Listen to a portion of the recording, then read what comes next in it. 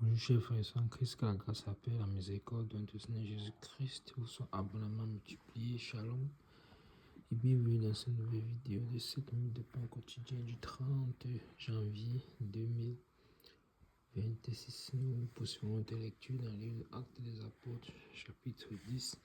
Et nous allons lire aujourd'hui le verset 40. D'ailleurs, le verset 41.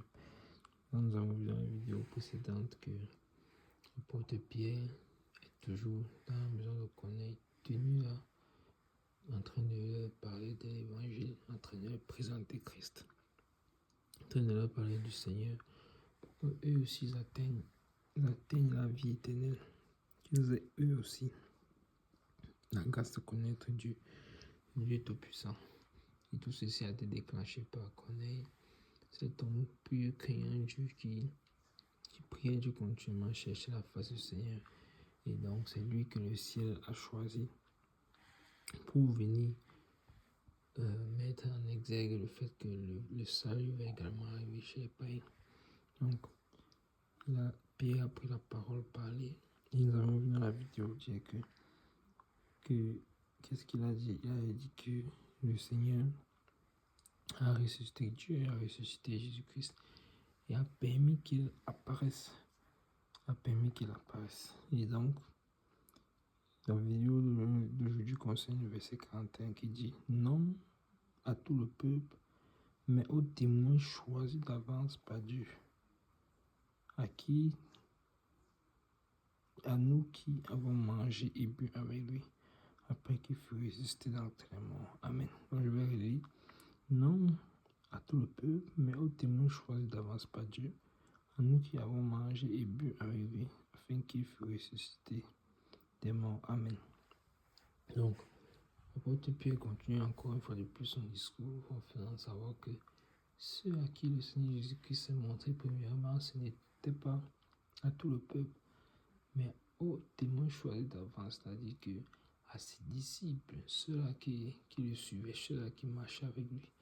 Oui, ça ses disciples. Et nous savons que le Seigneur s'est montré d'abord à ses disciples.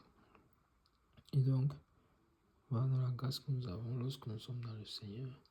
Alors, comme nous avons vu également cela hier, il peut se manifester à nous. Alors, toi qui écoutes cette vidéo, si tu n'as pas encore donné ta vie au Seigneur, ne tarde plus. Ne tarde plus.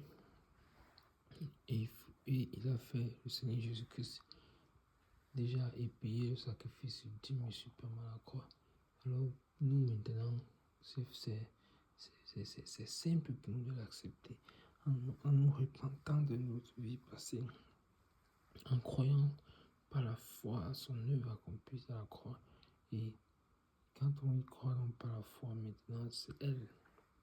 Le sang que Christ a versé qui parle le plus fort pour nous. Et c'est ce sang qui nous rachète de nos péchés. C'est ce sang qui nous rend invisible et intouchable aux œuvres de l'ennemi. C'est ce sang-là qui nous justifie.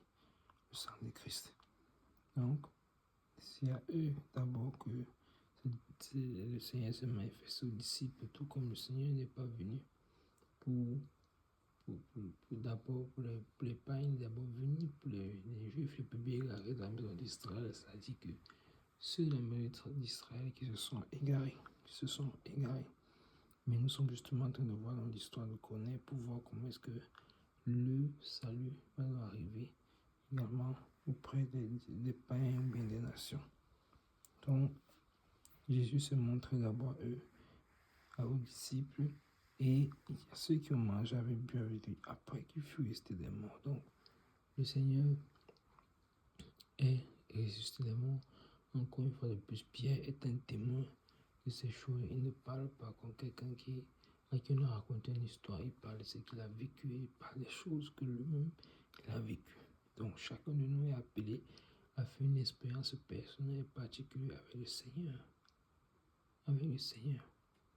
Donc, nous allons nous arrêter là pour aujourd'hui. C'était tout. Pour les 7 minutes de pain continuer ce jour, que la grâce, la paix et la miséricorde du Seigneur Jésus-Christ soient abondamment multipliées. Shalom.